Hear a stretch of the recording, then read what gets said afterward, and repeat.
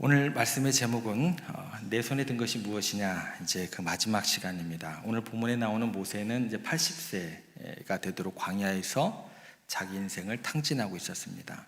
장인의 양을 치면서 먼저는 세상에 대해서 실망을 했고, 그래서 세상을 저주했고, 두 번째로 자기 자신에 대해서 실망을 했고 한탄하면서 무엇보다도 나를 이렇게 방치하시고 외면하시는 그 하나님이 싫었던 거죠. 그 하나님을 원망하면서 세월을 그냥 낭비하고 있었던 모세였다라는 것입니다. 이렇게 절망 가운데 있는 모세를 하나님께서 부르시고 위대한 사람으로 변화시켜 나아가시는 그 장면이 오늘 4장의 시작입니다. 그래서 모세를 찾아오시고 설득하신 그 하나님의 방법에 대해서 우리가 살펴보고 있고, 그 마지막 시간입니다. 우리를 어떤 가운데서 어떻게 찾아오신 하나님이 되실지 좀 기대가 되는 본문이고, 또 우리를 어떻게 그 절망 가운데서 이끄시고 우리를 어떻게 인도하실지, 그 나중 영광은 어떤 것이 될지 모세를 통해서 우리가 배우게 되는 그런 본문입니다. 오늘은 상처의 권능입니다. 상처를 어느 정도까지 그렇게 이끌어 가시고 우리들 가운데 나은 모습으로 만들어 가실지, 상처의 권능. 3절에서 5절 말씀에 우리가 집중해서 보면 하나님께서 모세에게 있어서 실패의 상징이었던 양치는 지팡이 가지고, 그 상처를 가지고 일을 시작하시는 장면을 보게 됩니다. 그 3절에서 5절 말씀에 보면 이런 내용이 이제 연결이 됩니다. 하나님께서 먼저 모세에게 손에 들고 있던 지팡이를 던지라라고 이제 명령을 하십니다. 모세가 그 말씀대로 지팡이를 땅에 던지니까 지팡이가 뭐가 됐어요? 뱀이 되었습니다. 그리고 하나님께서 다시 한번 말씀하시죠. 모세에게 손을 내밀어서 그 뱀의 꼬리를 잡으라고 하셨고, 모세가 손으로 꼬리를 잡았더니 다시 뭐가 되었죠? 지팡이가 되었습니다. 하나님께서 이 기적을 통해서 모세에게 가르쳐 주시고자 하는 내용이 무엇이었을까요? 이 내용에 대해서 우리가 먼저 생각을 해보겠습니다. 1차적으로는 마른 막대기 같은 인생, 상처투성이죠. 그래서 절망자리에 있었기 때문에 마른 막대기 같은 인생이 뱀처럼 살아있는, 생동감 있는, 생존력이 강한 그런 삶으로 바뀔 것을 이야기하는 그런 장면이다라는 것입니다. 그런데 이 기적이 모세에게 이 정도의 밋밋한 내용으로 끝날 기적이 아닙니다. 우리는 이후에 있는 두 번째 의미에 대해서 좀 더 깊게 생각을 해봐야 될 것 같습니다. 우리가 생각하는 것보다도 훨씬 이 장면은 모세에게 있어서 굉장히 충격적인 이미지로 모세의 마음에는 자리하게 되는 기적이 되는 것입니다.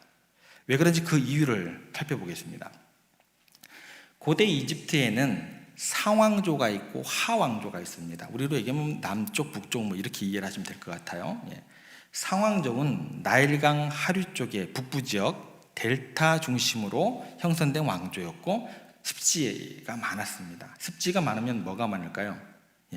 뱀들 뭐 이런 것들이 많죠. 뱀이 많았습니다. 그래서 그쪽 지역은 뱀을 신으로 섬겼다라는 것입니다. 이게 상왕조였고, 하왕조 쪽은 어디냐면 아프리카 위쪽입니다. 그러니까 아프리카 고지대 쪽으로 나일강 상류 쪽인데, 거기에서는 대머리, 수리가 많이 살고 있었고 굉장히 강한 동물이었기에 여기는 신을 뭘로 섬겼을까요? 대머리 수리로 그 신으로 숭배하고 있었습니다. 이게 상왕조, 하왕조 특징되어진 어떤 그 두 왕조였습니다. 그런데 이 두 나라가 통일이 되었어요. 통일이 될 때는 왕의 왕관에는 어떤 동물이 올라가게 될까요? 뱀하고 대머리 수리가 동시에 새겨지게 되더라는 거예요. 그래서 바로의 왕관을 보면 이 두 가지 형상이 동시에 새겨져 있는 것들은 뭐를 의미하냐면 통일 왕조다라는 것을 의미한다라고 이야기를 합니다. 그런데 보통은 뱀의 형상이 이 두 가지들 새겨진 것보다 더 많다라고 이야기를 합니다. 통일 왕조 중에서도. 왜 그럴까요? 상왕조가 하왕조보다 더 힘이 셌어요. 강했기 때문에 이 두 가지가 동시에 새겨진 것도 있지만 뱀의 문양이 더 새겨진 쪽이 더 많았다라는 것입니다. 그리고 1922년 영국의 하워드 카터라는 사람이 이집트에서 발굴을 하다가 유명한 유적을 발견하게 됩니다. 그게 뭐냐면 투탕카몬입니다. 유적을 발견하게 돼요. 엄청난 보물들이 이제 다 쏟아지게 됩니다. 그런데 더 놀라운 사실은 바로에 관련된 것들이 거기에서 메시지가 등장하게 됩니다. 모세 바로 직전 왕조가 투탕카몬 왕조입니다. 그 왕조에서 놀랍게도 바로와 관계된 모든 고고학적의 자료에서 뱀이 새겨져 있거나 조각되어 있는 것들이 무더기로 발견이 됩니다. 왜 그러나 연구를 했더니 이 뱀이 바로의 수호신이거나 이 뱀을 우라에오스라고 해가지고 거룩한 뱀이라고 이렇게 불렀다고 합니다. 어느 정도까지 이 바로가 이 뱀을 의지했는가 하면 나중에 바로가 죽게 되면 그 시신을 미라로 만들어요. 성경에서도 그 며칠 동안 미라로 만든다고 기록이 되어 있습니다. 며칠일까요? 40일입니다. 성경에도 기록되어 있죠. 40일 걸려서 미라를 만드는 작업을 하게 됩니다. 그런데 모든 몸에 있는 구멍을 통해서 내장을 썩지 않도록 다 꺼주면내죠. 그리고 꼬챙이로 기술적으로 꺼내는 작업을 하게 됩니다. 그래서 뇌는 뇌대로, 심장은 심장대로, 장은 장대로 조그만 항아리에다 다 보관을 하는 것입니다. 그리고 모든 그 항아리에다 문양을 하나 새겨요. 무슨 문양을 새길까요? 뱀의 문양을 다 새겨 놓은 것들이 출토가 되는 거예요. 왜 그럴까요? 그 뱀이 누구를 지킨다고 생각하기 때문에, 바로를 지키는 바로 왕의 신이기 때문에 그 문양이 다 들어갔다라는 거예요. 실제로 바로는 신의 아들이라고 하는데, 바로를 지키는 신이면 굉장히 강한 신으로 그들이 인식하고 있었다라는 것입니다. 그러면 여기서 이제 다시 원래대로 돌아가 볼게요. 모세가 애굽에서 몇 년 있었어요? 40년 있었습니다. 이 배경을 알까요? 모를까요? 알죠. 궁중에서 왕자로 교육을 다 받았는데 수학에 대한 어떤 모든 지식을 다 배웠었는데, 모세는 40년을 이집트 왕궁에 있었기 때문에 이 뱀이 얼마나 강력한 바로의 신인지, 얼마나 바로가 벌벌벌 떠는 신인지, 의지하는 신인지 누구보다도 잘 알고 있었던 게 누구예요? 모세다라는 것입니다. 그런데 마른 막대기 같은 자기 인생을 하나님의 말씀으로 던졌더니 그 막대기가 뭐가 되어버렸어요? 바로 뱀이 되는 거예요. 다시 바꿔 이야기하면 누구의 신이 되는 거예요? 바로의 신이 되는 거예요. 모세가 그것을 보고 얼마나 놀랐을까요?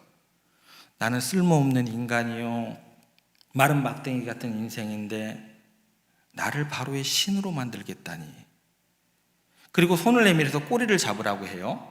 원래 뱀을 잡을 때는 어디를 잡아야 돼요? 어릴 때 좀 잡아보셨나 봐요. 저도 잡아봤습니다. 머리를 잡죠. 어디를 잡아? 근데 머리를 잡아야 되는, 지금 어디를 잡아요? 말씀대로 꼬리를 잡았더니 그 두려운 신이 자기 손에서 뭐가 됐어요? 마른 막대기가 되었다라는 것입니다. 다시 말해서 바로의 신이 너의 손아귀에 있다. 말씀대로 순종하는 너의 손에 있다. 그의 운명이 네 손에 있다라는 것이죠. 그러니까 무슨 얘기가 되냐면, 두려워하지 마라. 바로를 왜 두려워하느냐? 바로의 신도 너에게 꼼짝을 못할 것이다. 하나님께서는 모세를 바로의 신으로 삼겠다라는 것입니다. 그래서 출애굽기 7장 1절 말씀에 가면 이런 말씀이 등장하게 됩니다. 어떤 말씀이 등장할지 우리가 같이 한번 읽어보겠습니다. 여호와께서 모세에게 이르시되 볼지어다 내가 너를 바로에게 신같이 되게 하였은즉. 보세요. 지금 모세가 바로에게 뭐같이 된다고요? 신같이 되게 하겠다. 그 80세 노인, 절망한 그 인생을 대제국의 왕인 바로의 신이 되게 하겠다. 모세에게 너무나 충격적인 상징을 보여주는 것이 내 손에 있는 것을 던져라, 그리고 다시 잡으라고 말씀하시는 그 기적 속에 담겨있는 충격적인 이미지 두 번째가 되는 것입니다. 여러분, 하나님께서는 오늘 우리에게 그렇게 말씀하시는 것입니다. 지금 너의 인생, 너의 삶 가운데 무엇을 쥐고 있느냐가 중요한 것이 아니다. 사람들이 너를 어떻게 생각하고 평가하고 있느냐, 중요한 것이 아니다.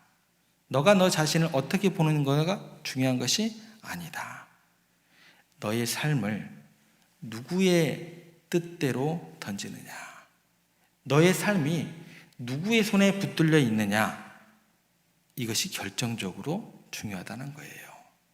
여러분에게 중요한 것은 하나님의 말씀에 여러분의 인생을 걸기 시작하면 그때는 여러분들은 무슨 존재가 되는가요? 신 같은 존재가 되는 것입니다. 그래서 요한복음에 가면 어떤 말씀이 나와요? 하나님의 뭐예요? 자녀가 되는 권세를 지닌 위대한 생, 그런 삶이 된다는 것입니다. 하나님의 자녀는 뭐예요? 신적인 존재다라는 거예요. 사사기에 나오는 삼갈이라는 사람이 있습니다.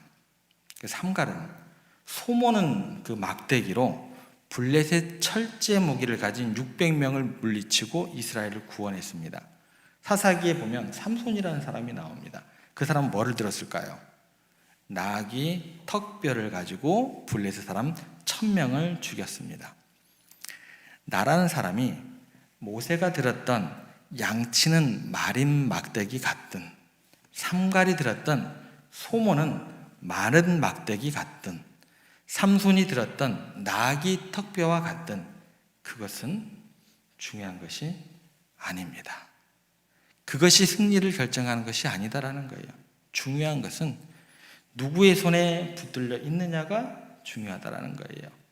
그 붙들린 손이 전능하신 하나님의 손이라면 모든 우리의 삶 가운데서는 희망이 있는 거예요. 일어설 수 있는 거예요. 우리 가운데 말씀을 통한 용기가 우리 가운데 북돋아질 수 있다는 것입니다. 왜요? 하나님께서 이끌어 가시기 때문에. 머리를 안 잡았잖아요. 꼬리를 잡았잖아요. 그래서 사도 바울은 고린도후서 12장 9절에 이렇게 이야기를 합니다. 보시죠. 함께 읽을까요? 나에게 이르시기를 내 은혜가 내게 족하도다. 이는 내 능력이 약한 데서 온전하여 짐이라. 왜 하나님의 능력이 약한 데서 온전해질까요? 사람이 자기가 힘이 있고 권력이 있고 물질이 있다고 생각하면 뭐예요? 교만하게 자기 마음대로 행하거든요. 그런데 약해지면, 바닥을 치면, 그래서 하나님을 의지하게 되면 하나님 말씀대로 인생을 시작할 수밖에 없거든요. 그래서 그 약한 사람은 온전히 하나님을 의지하게 되고 온전한 하나님의 능력이 나타난다라는 말씀이 되는 것입니다. 그래서 사도 바울은 또 이렇게 고백을 하게 됩니다. 고린도후서 12장 10절 말씀에 보면 그러므로 내가 그리스도를 위하여 약한 것들과 능욕과 궁핍과 박해와 공고를 기뻐하노니 이는 내가 약한 그때에 강함이라. 아직도 우리는 너무나 강해서 하나님께 쓰임을 받지 못하는 것일 수도 있다는 것입니다. 그래서 우리가 이 관점으로 접근을 하다 보면 내가 상처받았다고 쉽게 이야기하시면 돼요, 안 돼요? 예. 신앙의 깊이가 있는 사람들에 대해서는 내가 상처받았습니다라고 쉽게 접근하시면 안 돼요. 왜 우리 마음에 상처가 있게 되느냐? 내가 이런 대우받을 사람이 아니라고 생각하기 때문에 그래요. 우리는 그런 대우 받아도 돼요. 예. 내가 이런 대우 받을 사람이 아니라고 생각하기 때문에 내가 마음이 어려워지는 거예요. 아직도 내가 무언가를 할 수 있다고 생각하기 때문에 그런 결과로 이어진다는 것입니다. 모세처럼 밑바닥까지 내려가고 하나님 말씀대로 인생을 던지지 않을 수 없는 상태가 되면 그때부터 우리는 어떤 사람이 되냐면 강한 사람으로, 하나님의 뜻대로 움직이는 사람으로, 하나님께 영광을 돌리는 사람으로, 하나님의 권능이 나타나는 사람으로 그렇게 쓰임받을 줄 믿습니다. 절망을 안겨주었던 똑같은 지팡이였습니다. 그랬지만 그 지팡이를 말씀대로 던져지고 말씀대로 붙잡혀지니까 바로의 신이 되게 하신 하나님의 능력이 나타나는 것입니다. 똑같은 노인 모세이지만 하나님의 뜻대로 움직이게 됐을 때, 순종하게 되었을 때 인류 역사상 가장 위대한 인물이 되었습니다. 여러분, 왜 지금 실패했을까요? 왜 희망이 없다고 이야기하게 될까요? 왜 낙심할까요? 왜 상처투성이일까요? 너무 잘나서 그렇습니다. 아직도 가진 것이 많아서 그래요. 아직도 내 의와 혈기가 살아있어서 하나님께 온전히 쓰임받지 못하는 것일 수 있다는 것입니다. 여러분들의 약한 것들을 하나님의 말씀대로 순종할 때 세상에 감당할 수 없는 강한 것이 될 줄로 믿습니다. 예수님의 십자가를 보면요, 성경에서 성경은 뛰어넘어서 인류 역사상 가장 참혹한 사형틀이 십자가입니다. 그런데 그 십자가에 예수님이 달리는 순간 그 절망의 십자가가 영생이 보장되는 생명의 시운서로 바뀌게 됩니다. 여러분, 중요한 것은 내 상태가 아니라 내가 하나님 말씀대로 예수님을 나의 구주로 영접하고 모시기만 하면 내 인생은 위대한 하나님의 은혜의 시온소로 바뀌게 될 줄로 믿습니다. 내 마음에 주를 모시지 않고 내 의지와 내 뜻대로 살기 때문에 놀라운 역사가 내 삶에서 일어나지 못하는 것입니다. 하나님께서 오늘 여러분들에게 다시 한번 말씀해 주십니다. 말씀대로 한번 던져봐라. 그동안 너의 방법대로 했지만 실패했지 않느냐? 세상 방법대로 했지만 실패했지 않느냐? 이제는 말씀대로 너의 인생을 한번 던져보지 않으련? 여러분, 상처받았지만 사람들에게 실망했다고 또 내 자신이 밉다고 하나님도 싫다고 그렇게 낙심하지 않는 우리가 되었으면 좋겠습니다. 하나님을 만나기만 하면, 그분에게 내 인생이 들리기만 하면, 다시 한번 말씀을 붙들고 우리의 인생을 시작하기만 하면 얼마든지 하나님께서는 여러분들을 위대하게 만드실 줄로 믿습니다. 그 모든 상처에서 일어나서 다시 한번 하나님을 찬양하고 내 손에 있는 것 그대로 하나님의 도구로 위대하게 쓰임받는 여러분들과 우리 세종교회 되기를 간절히 기도합니다. 절망의 지팡이가 하나님의 지팡이로 영영 귀하게 쓰임받는 복이 여러분의 삶의 자리에서 가득하게 임하게 되기를, 그런 축복이 가득한 여러분의 삶이 되기를 다시 한번 주님의 이름으로 축원합니다.